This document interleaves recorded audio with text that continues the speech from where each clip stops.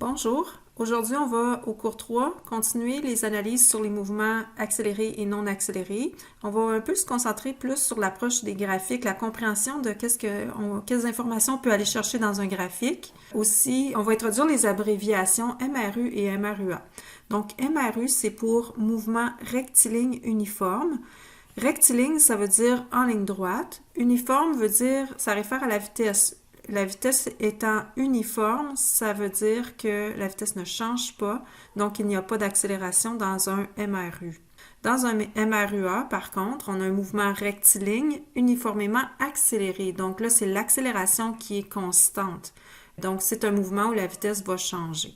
On va commencer par faire quelques exemples là, avec des graphiques. Donc, en premier, on va regarder le graphique que vous voyez à l'écran qui représente la position en fonction du temps pour un objet. Alors, on voit différentes positions. Puis, l'axe vertical, c'est la position en mètres. Puis, en X, on a le temps en secondes. On demande pour première question, déterminer le déplacement entre le temps 0 et le temps 6 secondes. Donc, on a vu deux façons de calculer un déplacement, soit en additionnant des déplacements successifs ou encore en faisant la variation de la position. Ici, on va faire la variation de la position parce qu'on peut facilement aller lire la position finale et la position initiale. Donc, le déplacement va être calculé comme la position finale moins la position initiale. Alors, à la fin du mouvement, au temps 6 secondes, la position est de 2 mètres et la position initiale à 0 secondes, c'est 1 mètre. Donc, 2 moins 1, on a un déplacement de 1 mètre. Le fait que vous vous rappelez qu'un déplacement peut avoir un signe positif ou négatif. Donc, comme c'est positif, ça indique que le déplacement s'est fait de 1 mètre vers la droite ou encore, on peut dire, vers l'axe des X positifs. Maintenant, en B, on demande la distance parcourue. Pour la distance parcourue, là, il faut vraiment aller regarder la trajectoire de l'objet. Donc, il faut plus suivre un peu qu'est-ce qu'il a fait, comment sa position s'est modifiée pendant tout le temps. Donc, on s'intéresse plus seulement au point initial et final.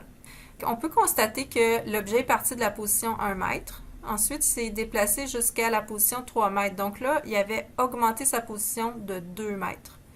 Là, il est resté au même endroit pendant un certain temps, puis ensuite, il est revenu à la position 2 mètres. Fait que si on traduit ça ici comme calcul, on va avoir premièrement une augmentation de 2 mètres pour passer de 1 à 3 mètres comme position. Puis ensuite, une autre augmentation de 1 mètre quand que la personne ou l'objet est passé de 3 mètres comme position à 2 mètres. Je vous rappelle que la distance est toujours positive et c'est des valeurs absolues de petits déplacements, là, donc c'est toujours cumulatif. Ici, on a une distance totale de 3 mètres qui est parcourue. Maintenant, si on demande quelle est la vitesse vectorielle moyenne, donc on a déjà fait presque tout le travail pour calculer ça.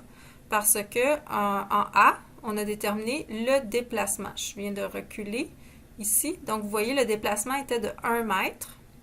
Alors, on va utiliser ça pour la question C parce que la vitesse vectorielle moyenne, c'est par définition la variation de la position ou encore le déplacement sur le temps écoulé.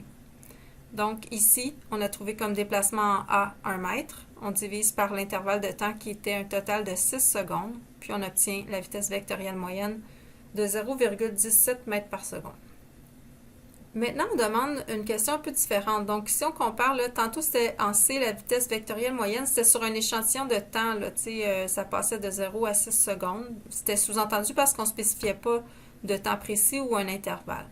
Maintenant, en D, on demande la vitesse à un temps précis, au temps 1 seconde. Donc, 1 seconde, ça se produit au début du graphique.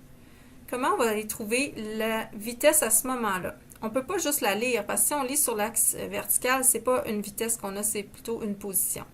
Ce que ça va nous prendre ici, c'est le calcul de comment varie la position en fonction du temps pendant tout l'intervalle ici là, de 0 à 3 secondes. Pendant cet intervalle-là, comme la pente est constante dans le graphique, ça veut dire que l'objet a la même vitesse, donc une vitesse constante. Fait qu'on peut utiliser une paire de points sur le long de cette droite-là qui va nous permettre de calculer la pente. La pente du graphique de la position en fonction du temps, ça se trouve à être la vitesse. Si j'y vais avec le calcul, la pente ici, je vous rappelle que vous allez faire la variation sur l'axe des Y divisé par la variation sur l'axe des X. OK? Ça, c'était la définition générale d'une pente. Je vais l'écrire ici. Delta Y divisé par delta X. OK? Ça veut dire on fait Y final moins Y initial divisé par X final moins X initial. Parce qu'on a devant le Y et le X le symbole delta. Maintenant, ça, vous avez peut-être vu quelques cas simplifiés où est-ce qu'on pouvait juste diviser la position en mètres par le temps en secondes pour juste un point. Ça va fonctionner seulement quand une droite passe par 0, 0. Ici, on ne peut pas faire ça. Il faut vraiment utiliser un point initial et final. Là, on va aller prendre des points qui arrivent juste là. C'est plus précis pour faire le calcul. On n'est pas du tout obligé d'utiliser le point qui passe par le temps une seconde tant qu'on est dans la même droite. Donc, mon point, la position Y finale, ça va être le point qui est le plus tard, donc 3 mètres. La position initiale de mon intervalle, c'est 1 mètre. Donc, je fais finalement initial ici au numérateur pour les Y. Puis après ça, j'y vais avec la valeur des X finale. Le temps final de mon intervalle, c'est 3, moins le temps initial de 0. Donc là, 3 moins 1, ça fait 2, divisé par 3. On obtient comme vitesse au temps 1 seconde, mais aussi n'importe quand entre 0 et 3 secondes, la vitesse est de 0,667 mètres par seconde. À noter que quand on a une vitesse positive, ou encore une fois dans notre graphique, une pente qui est positive, donc qui monte, c'est un objet qui se déplace dans le sens positif de l'axe, donc vers la droite. Maintenant, on demande trouver la vitesse au temps 3,5 secondes. Donc, c'est la même approche ici. C'est un temps précis. 3,5 secondes se trouve à être ici pendant la section qui est plate dans notre graphique. Qu'est-ce que ça veut dire, ça? Techniquement, on n'aurait pas besoin de faire de calcul, mais on peut faire le calcul, je vais le montrer après. Mais on voit bien ici que pendant l'intervalle entre 3 et 4 secondes, bien, la position demeure 3 mètres. Donc, il n'y a pas de vitesse, ça ne bouge pas. Mais si, disons que vous ne le réalisez pas, vous pouvez quand même appliquer le même calcul que tantôt. Vous allez utiliser que la vitesse, c'est la pente d'un graphique de la position en fonction du temps. Donc, ici, notre intervalle peut aller de 3 à 4 secondes. On va aller calculer la pente de ça. On va faire la variation des Y sur la variation des X sur l'intervalle. Mais en Y, ben, la position finale, Y, c'est, ben, ici, c'est 3 mètres, puis initial, c'est 3 mètres. Donc, au numérateur, on va avoir 3 moins 3, 0. Ensuite, au dénominateur, ben, ça n'a pas trop d'impact, mais ce serait 4 moins 3. Mais 0 divisé par n'importe quoi donne 0, donc il n'y a pas de vitesse. L'objet ne bouge pas. Il reste à la position 3 mètres. Ensuite, on demande la vitesse au temps 5 secondes. Donc, ben là, je pense que vous commencez à être habitué à l'approche. On va aller chercher la pente sur l'intervalle pendant lequel la pente est constante. Ici, on peut utiliser n'importe quel point entre 4 et 6 secondes. Techniquement, même le point à 5 secondes est précis, donc on pourrait le prendre. Là, je vais utiliser plutôt comme valeur finale ici au temps 6 secondes et comme valeur initiale au temps 4 secondes. Donc, la position finale, on fait delta Y au numérateur. Donc, sur l'axe Y à la fin c'est le temps qui est le plus tard, j'ai 2 mètres. Puis là, je soustrais la position initiale qui était à 4 secondes, donc j'ai 3 mètres. Donc, 2 moins 3. Et ensuite, je divise par le temps final 6 moins le temps initial 4. Ça me donne une pente, une vitesse négative, moins 0,5 mètres par seconde. Qu'est-ce que ça veut dire ici? C'est que l'objet se dirige vers la gauche ou vers le sens contraire de l'axe positif de X. OK, maintenant, on va changer de graphique. Là, tout ce qu'on a fait jusqu'à maintenant, c'est des choses qu'on est allé chercher sur un graphique de la position par rapport au temps. Maintenant, on va aller examiner un graphique de la vitesse par rapport au temps. Donc, j'ai une fonction de vitesse ici qui change par intervalle de façon un peu saccadée. Là. On a pendant 3 secondes une vitesse de 5 mètres par seconde. Puis là, tout à coup, on a une vitesse de 0 mètres par seconde entre 4 et 5 secondes. Puis après ça, on a une vitesse négative pour le reste. On demande quelle est la vitesse au temps t égale 1 seconde. Donc là, tantôt, on allait chercher des vitesses en faisant la pente. Mais ça, c'est quand on a un graphique de la position en fonction du temps. Ici, la vitesse, elle peut être lue directement. Okay? Donc, c'est vraiment une lecture directe sur le graphique. On va à la valeur t égale 1 seconde, puis on lit que notre vitesse est de 5 mètres par seconde. Elle est positive, ça veut dire que l'objet s'en va vers la droite. Maintenant, si on demande la vitesse à 4 secondes, ben, par lecture directe, on obtient que la vitesse est nulle. Puis, ça veut dire que l'objet est immobile entre 3 et 5 secondes, là, donc ici à 4 secondes. Maintenant, la vitesse à 7 secondes. Ben, ici, à 7 secondes, on est rendu avec une vitesse de valeur négative de moins 3 mètres par seconde. Donc là, l'objet, il est en train de se diriger vers la gauche. Maintenant, on va aller voir d'autres choses qu'on peut aller chercher. On n'est pas limité à lire des vitesses sur un graphique vitesse en fonction du temps. Je vais vous montrer un truc qui est probablement nouveau pour vous. C'est qu'il est possible d'aller chercher un déplacement ou une distance parcourue sur un graphique de vitesse en fonction du temps. Il existe un truc qu'on va utiliser assez souvent dans le cadre du cours. Donc là, on demande en D, calculer la distance parcourue entre 0 et 8 secondes, donc sur toute la fonction. Le truc dont je vous parle, c'est qu'on peut aller calculer l'aire sous la droite. Okay? Je vais mettre ici, entre guillemets, sous la droite parce que c'est pas toujours en dessous. C'est une expression, là, mais en fait, c'est aller calculer l'aire qu'on a sur une section ici entre notre fonction, qui est là, puis notre axe du temps.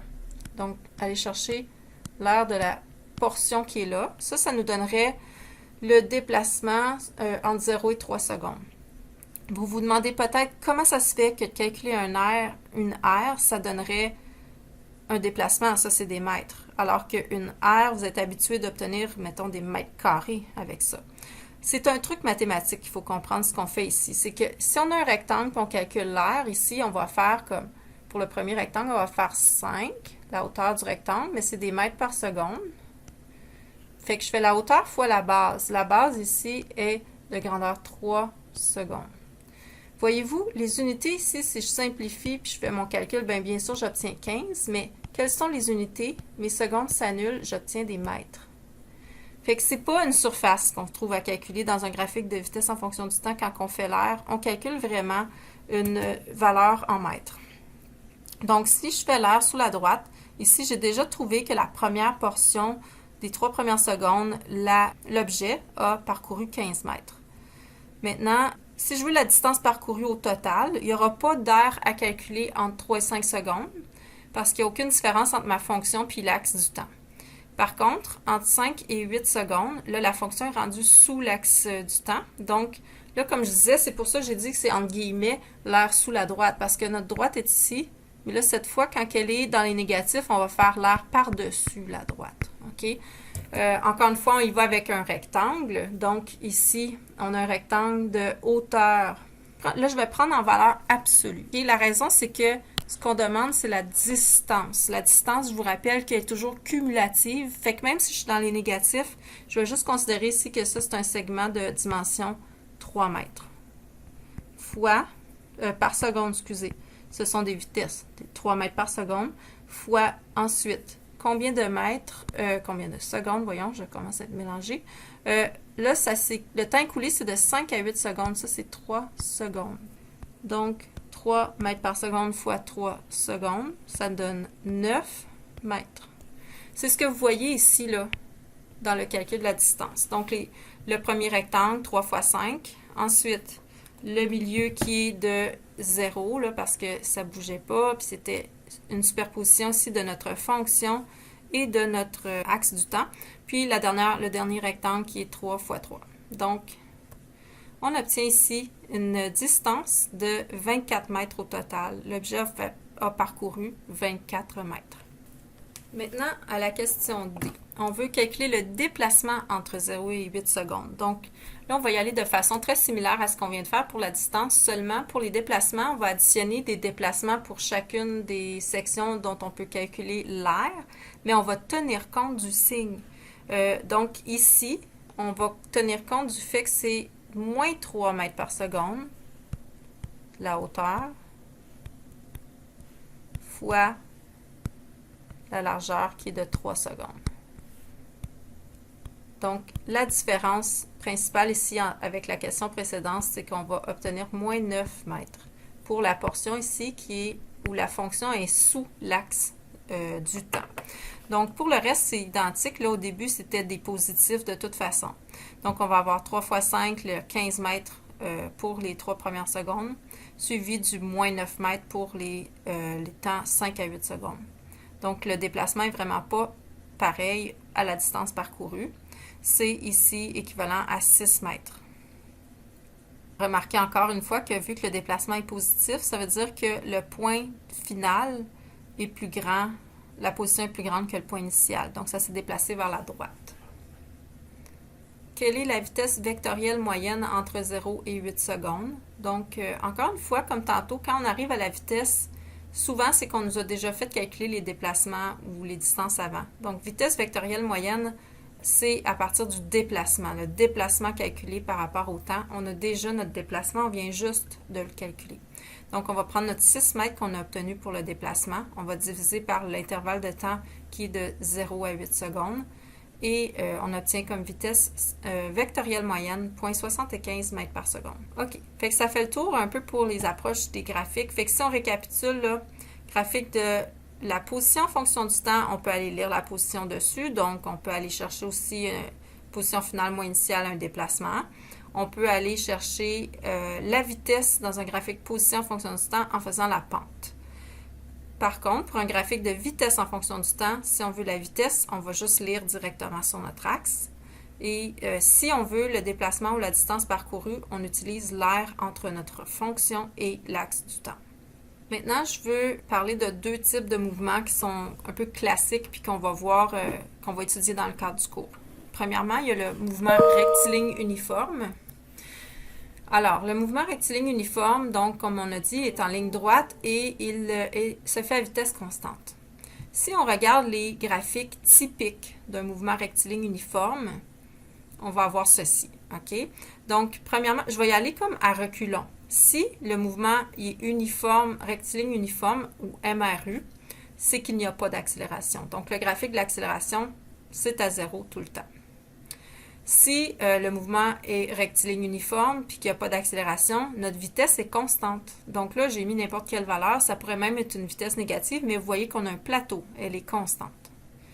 Puis, dans ces conditions-là, ce qu'on va avoir comme graphique de la position en fonction du temps, c'est une position qui va soit augmenter si notre vitesse est positive, parce que la vitesse, c'est la pente ici, donc c'est une droite. Ça pourrait être aussi une droite qui descend, donc une position qui diminue si la vitesse était dans les négatifs. Maintenant, en comparaison, s'il y a une accélération constante, donc une valeur qui n'est pas 0, voici les graphiques qu'on va avoir. Okay? Donc, l'accélération, ici, j'ai pris un exemple avec une accélération positive constante. Alors, quand l'accélération est présente, la vitesse n'est plus un plateau. La vitesse va changer. Dans le cas ici, si l'accélération est positive, la vitesse ici va augmenter. Donc, on va avoir une pente positive pour la vitesse. Je n'ai pas encore parlé, mais c'est parce que l'accélération représente la pente de la vitesse. Ce qu'on avait vu tantôt, c'était que la vitesse, elle, représentait la pente de la position. Maintenant, si la vitesse augmente uniformément, c'est que notre position ici, elle va augmenter, mais pas en termes de droite. Elle va faire une section de parabole. La raison, c'est qu'on va avoir ici, quand la vitesse est plus petite, une pente plus faible. Puis après ça, à mesure que la vitesse augmente, une pente plus prononcée. La position, autrement dit, va changer de plus en plus rapidement. Fait que ce qu'on retient là, c'est que si on veut distinguer à partir d'un graphique, est-ce qu'un mouvement est MRU ou MRUA? Si un mouvement est un MRU, l'accélération est 0, la vitesse c'est un plateau, la position c'est une droite. Si le mouvement c'est un MRUA, l'accélération n'est pas 0, la vitesse est une droite et la position est parabolique. Maintenant, vous avez à la page 60 dans votre livre des équations qui vous permettent de faire des calculs avec des mouvements qui ont une accélération qui n'est pas 0. Quand l'accélération était 0, on avait vu juste 2 équations là, du mouvement. C'était la vitesse qui est égale à soit la distance sur le temps ou le déplacement sur le temps. Mais quand il y a accélération, on a 4 options d'équations. À remarquer qu'on a déjà vu cette équation-là. Donc, c'est la définition de l'accélération. L'accélération, c'est la vitesse finale moins la vitesse initiale. Donc, on pourrait dire la variation de la vitesse ici. Puis, on divise par l'intervalle de temps. OK? C'est juste réécrit différemment ici. On a isolé le V final dans l'équation. Mais il existe 3 autres équations qu'on peut utiliser. À remarquer ici que la colonne de droite, c'est les mêmes équations qu'on a à gauche. La différence, c'est que dans la version qui est à gauche, on a séparé le déplacement delta x comme position finale moins position initiale, puis là, on est allé remanipuler l'équation. Fait qu'on peut aussi réécrire ces équations-là où est-ce que les variations comme variation de position, déplacement est écrit tout ensemble. Puis même ici, on a réécrit le delta V dans la définition de l'accélération, vitesse finale moins vitesse initiale, on l'a mis ensemble. Mais bref, vous pouvez choisir la version que vous préférez, là, soit la version à gauche ou à droite. Puis des fois, ça peut dépendre si on vous donne des positions distinctes pour au début et à la fin. Vous allez pouvoir utiliser peut-être plus la colonne à gauche. Mais si ce qu'on vous donne, c'est un déplacement, vous allez privilégier la colonne de droite. Donc, on va faire un exemple avec ça. C'est à la page 72 dans votre livre, le numéro 9. Donc, qu'est-ce qu'on dit? On dit, on a une voiture qui traverse une région boisée à la vitesse de 40 km/h. Soudain, la conductrice aperçoit un cerf immobile au milieu de la route à exactement 20 mètres devant elle. Donc, elle a 20 mètres pour s'arrêter. Elle applique immédiatement les freins, produisant une décélération de 3,8 mètres par seconde carré. La voiture s'immobilisera-t-elle avant de toucher le cerf? Donc, ce qu'on va faire, il y a différentes approches ici, mais moi, j'ai choisi qu'on va calculer le déplacement que doit faire l'auto avant d'arriver à une vitesse de 0, donc s'immobiliser complètement. Si jamais ce déplacement-là est plus grand que le 20 mètres qui la sépare du cerf, bien là, elle va foncer dans le cerf. Puis si c'est plus petit que le 20 mètres, bien, elle va être correcte, elle va pouvoir s'arrêter avant. On va résumer qu'est-ce qu'on a comme information. OK? On cherche le déplacement. On a la vitesse initiale, c'est 40 km/h, km par heure. Là, je l'ai transformé en mètres par seconde parce qu'après ça, je vais travailler avec une décélération qui est en mètres par seconde carré. Puis, je vais comparer aussi aux 20 mètres. Donc, remarquez qu'ici, ce que j'ai fait, c'est que j'ai fait fois 1000 pour avoir 40 000 mètres divisé par 3600 secondes, 3600 secondes par heure.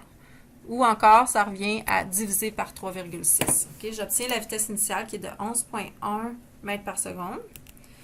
Là, l'accélération, on nous dit que c'est une décélération. J'ai donc mis une valeur négative. La raison, c'est que si ma vitesse est positive, donc par défaut, quand on ne donne pas d'information spatiale, on va dire la vitesse est positive. Mais là, si ça freine, il faut que le sens de l'accélération soit pause à la vitesse. Donc, j'ai pris un signe contraire. Puis, enfin, on sait qu'on veut parvenir à une vitesse finale de 0 parce que le déplacement qu'on veut, c'est combien ça prend de mètres pour qu'elle s'immobilise. Là, je vais aller voir mes équations, ma liste d'équations de la page 60. Je vais regarder. Dans le fond, là, moi, ce que je fais, c'est que je vais par élimination. On a les données qu'on a écrites ici dans les mouvements MRUA, mais on a aussi une autre variable qu'on va parfois utiliser, c'est le temps écoulé. Fait que là, je remarque que je ne travaille pas avec le temps écoulé. Je n'ai pas le temps écoulé dans les informations, puis je ne le cherche pas. Fait que là, je vais aller chercher l'équation. C'est laquelle qui n'a pas le temps dedans. Fait que là, je regarde ici. Puis là, je veux le déplacement. Fait que je vais regarder la colonne de droite. Fait qu'il y a le temps dans la première, il y a le temps dans la deuxième, il y a le temps dans la troisième. C'est la quatrième ici qui n'a pas le temps.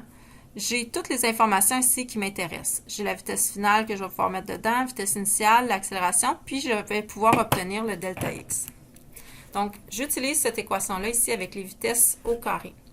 Donc, quand on met au carré, n'oubliez pas, bien là, ici, il n'y a pas de valeur négative qu'on va mettre au carré, mais si vous avez une valeur négative, bien, quand vous le faites sur la calculatrice, mettez-le comme entre parenthèses, parce que, en tout cas, le négatif doit disparaître quand on met, mettons, moins 2 au carré, ça devient 4. Ma vitesse finale était de 0 parce que ça s'arrête. Ma vitesse initiale, elle est de 11,1, donc j'ai ça au carré. Puis ensuite, c'est plus 2 fois, donc j'ai mis une parenthèse ici pour ne pas confondre avec une soustraction, c'est vraiment un produit, fois moins 3,8 mètres par seconde carré, fois le déplacement. Là, je dois isoler le déplacement. OK? Il faut que j'isole ceci. Il y a un multiplié là, OK? Donc, quand on travaille avec des fonctions comme ça, algébriques à isoler, les morceaux qui sont pris par des multiplications sont comme plus soudés ensemble. On va les traiter plus tard. Là, c'est comme si on a une somme de plus 11,1 au carré plus quelque chose d'autre. Donc, si je veux isoler le morceau que j'ai encadré, commencer par faire le calcul de la valeur ici, 11,1 au carré. Puis, j'ai combiné même, OK, 2 fois moins 3,8. Ça devient moins 7,6. Ça devient plus moins 7,6, mais ce qui est équivalent à moins 7,6. Ce que j'ai fait ici, j'ai additionné 7,6x de chaque barre. Donc, si j'additionne 7,6x de chaque barre, ben, il n'est plus présent à droite. Puis, à gauche, je me retrouve avec cette valeur-là. Maintenant, pour isoler delta x, le déplacement, il ne me reste plus qu'à diviser de chaque côté par 7,6. Et là, j'obtiens que ça va nécessiter 16,25 mètres pour s'arrêter.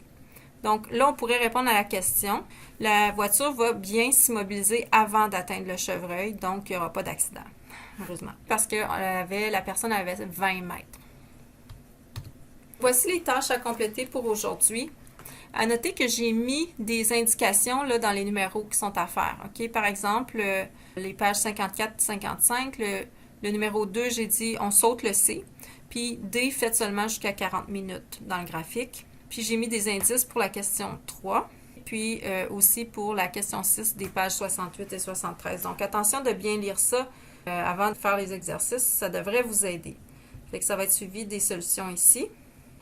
Et puis, ça va être tout pour le cours d'aujourd'hui.